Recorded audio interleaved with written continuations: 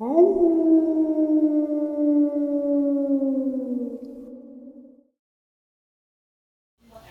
greetings and salutations, everyone. I hope everyone is still doing well. How about a little bonus upload to end this evening off with? Before we get into it, a couple links. As you know, I rely on Patreon, PayPal, and the merch to help the channel to continue to grow and go. Links to Patreon and PayPal are in the description below. Merch displayed directly under the video. Also, Dogman Frightening Encounters, Volume 1 through 3, the audiobook versions. They all were written and researched by Tom Lyons, narrated and produced by me, Jeff Nadolny. Those audiobooks are available on Audible, Amazon, and iTunes, links to which are also in the description as well. And finally, last but definitely not least, if you'd really like to help support this channel to continue to grow and go, simply subscribe. It doesn't cost a cent. Click that like button. It takes half a second. If you don't want to miss out on any of the informative uploads I put out daily, click that bell icon. And finally, folks, please leave a comment. Why? Well, because all these things, they really do help this channel to continue to grow and go, and they definitely do matter. Now, everyone, I have taken far too much of your time. Let's jump in to tonight's bonus, shall we? Today's first Dogman encounter. I saw a sort of wolf-like creature on the side of the road. I live in a small border town in southwestern Arizona. Now, there's not a lot to do around here, so a good killer time is just cruising around. My girlfriend and I were out on a date, and by the end of it, we were cruising around talking and listening to music until about 1 in the morning. We decided to call it a night, and as I'm driving her back home, we both see this giant four-legged creature on the side of the road with its back to us.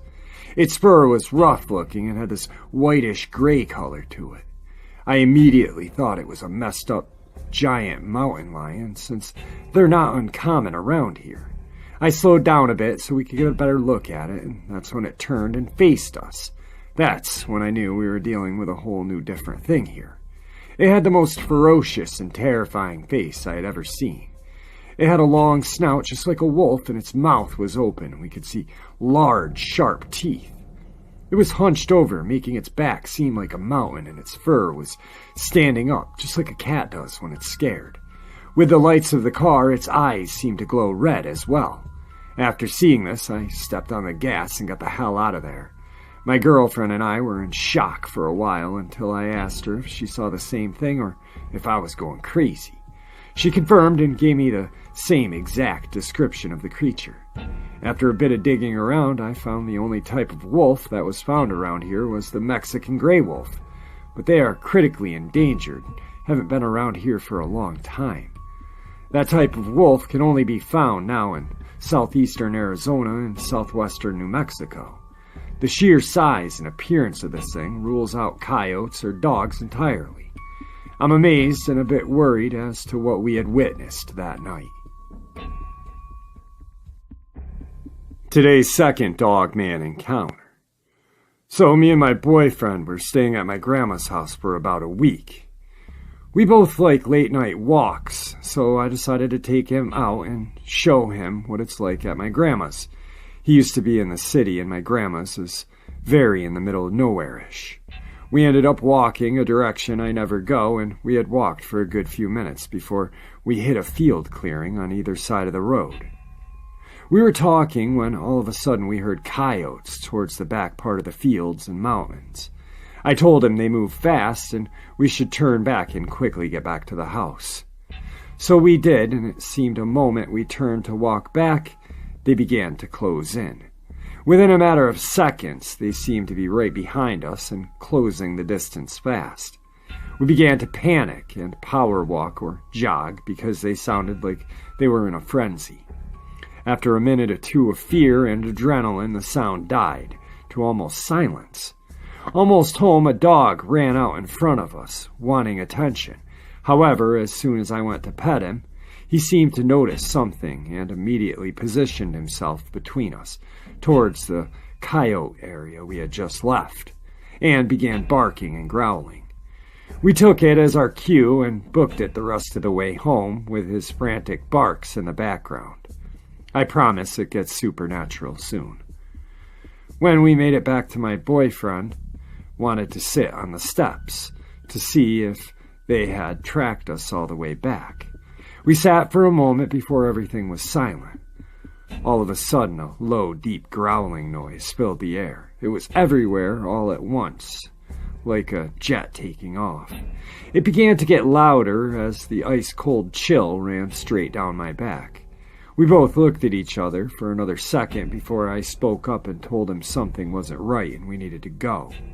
We darted into the house and locked the doors, done exploring for the night. The coyotes are normal for the area, and we're on a normal trail, but what made them go silent and stop tracking us? What was the dog so frantic about? What was that sound? Today's third possible Dogman encounter. All these occurrences happened near the Blue Ridge Mountains of Virginia. As a child, I used to be really interested in the supernatural. I constantly read about werewolves and vampires, but not about other cryptids such as skinwalkers or wendigos until recently. I grew up on a farm surrounded by woods. The first encounter I had with something unsettling would be during a sleepover I had with two friends. After a riveting day of running through the woods and having fun, we settled down for bed. It was a full moon, and the light pierced through the blinds I had in my room. My two friends, let's call them A and A, were sleeping on the bottom bunk while I slept on the top. They had fallen asleep, but I seemed not to be able to sleep, so I decided to peek through the blinds. The full moon stared at me, and I looked away for a second, but when I looked back, there was a creature. The head was shaped similar to that of a horse with glowing red eyes and shaggy, thick brown hair. It was about 2 feet lower down than I, right outside the window at eye level with me. The window is about 6 feet off the ground. The bunk bed is also about 6 feet, so this creature must have been 9 feet tall. I don't know what it was, but it certainly scared me badly. My second encounter, my best friend C and my other best friend at the time, K, and I were having a sleepover together outside in a tent. In our tent, we had one light, a small battery-operated lantern. It was dark and quiet outside when all of a sudden a stick was hurled at our tent. My friend C felt like we were in danger, but didn't know from what. C had just moved from Arizona near the Navajo reservation and had recently experienced a skinwalker encounter herself. We had no way to defend ourselves, so we decided to attempt to grab something that could be used as a defense from our car near the tent. C decided to be the one to go and grab it. As she went towards the car, she screamed. She immediately sprinted back with fear in her eyes. We asked her what happened, and she told us about a large figure with glowing red eyes, resembling a wolf. We ended up leaving the tent for good later on. My third and final encounter. As an avid trail runner, I'm used to the woods in which I run. I tend to run near dusk as the sun is setting, but I refuse to run when it's dark. I feel at home in the forest. I've never feared it until about now. Only recently did I experience 3 odd phenomena. I began to feel like I'd been being watched while I ran. Yes, I know the forest is always watching, with all the animals watching what I'm doing, but this feeling is different. It's more of a fear-inducing feeling. Then, about 4 days after this began, I saw these glowing orbs. Only a couple, but they led deeper and deeper into the woods. All of this led toward the place my father and I found when I was young, where a deer's ribcage was stuck in the hollow of a tree, almost as if it had been put there purposely. There's also a big rock mound near it. Those rocks were not just randomly placed, they form a large rectangular shape, similar to a grave. I haven't seen the orbs since then, but it was unsettling. By far, the most unsettling thing that has happened would be the amount of times I've felt like something followed me or was chasing me through the woods. I've even had the gut feeling something was trying to lure me deep into the woods. Whenever I feel that something is so off and there is a malicious intent, I turn and go back. The feeling of dread has only gotten stronger, and I'm wondering what might be causing this. Today's fourth possible Dogman encounter. I was driving back from a weekend of snowboarding, driving from Lake Tahoe area northbound. It's all mountain roads, lots of curves and turns. I round a turn to a half-mile long, slightly curved stretch. My headlights light up a creature or something walking down the side of the road going in the direction we were traveling. I keep my speed up, going roughly 65 miles an hour, but move to the center of the road as there are no other cars around. I can't remember if it was a snowy trip or a clear trip. We had so many trips often, but it was definitely nighttime, around 5 to 7 at night. All I remember further is this thing turned around to face into the headlights as we were within 30 yards, and it had this crazy face. The closest thing I could think of, and what struck me, was its face was that of a lion or a bear or a dog. It wasn't a mask or a face protector, it was definitely this thing's face. Today's fifth and final encounter is an encounter with the Missouri Goat Man. This happened during Army field training exercises out in the woods, next to a ridge and a large stream bed. Every night there's a roaming guard of 2 privates, and we have our little blank adapters, and we just roam around making sure no one's having sex. This happens one night when me and a buddy of mine are posted up on a couple of stumps by one of the light systems they dragged out there. About 0300, me and my pal are set up under the lamp, soaking in the warmth because it's 25 degrees outside, and the fuck if we're going to move. We're all watching the tents, joking how if anyone was going to have sex, it'd be difficult due to the cold. I nudge my buddy and tell him to catch a nap. He lolls off and is snoozing. Snow slowly drifting down from the trees. It's peaceful. Just kind of staring into the woods when I hear a crunch of the snow. Extremely faint. I have to perk up my ears to make it out. I start thinking to myself, there's no way some idiot's gonna freeze his nuts to some girl's ass. Must be the drill sergeant. I nudge my buddy awake and tell him there's a drill sergeant in the woods. He perks up and we're both watching the wood line. Sure enough, we see a shadow come into the wood line, crouching low. Amazing he can be this quiet in the snow. We both grin. Last time this happened, they dragged someone out and tied them to a tree for shits and giggles. The shadow gets well within camp line, crouching really low, looking back. It was weird. The tents rustle, and the shadow instantly stands up to full height. Almost 7 feet tall, and has goddamn horns on its head. My buddy and I suck in our breath, and our eyes are wide. This isn't a drill sergeant. The whatever it was opens the tent flap really slow and peeks inside. At this time, my buddy has found the little radio we were given in case we need to contact the drill sergeants.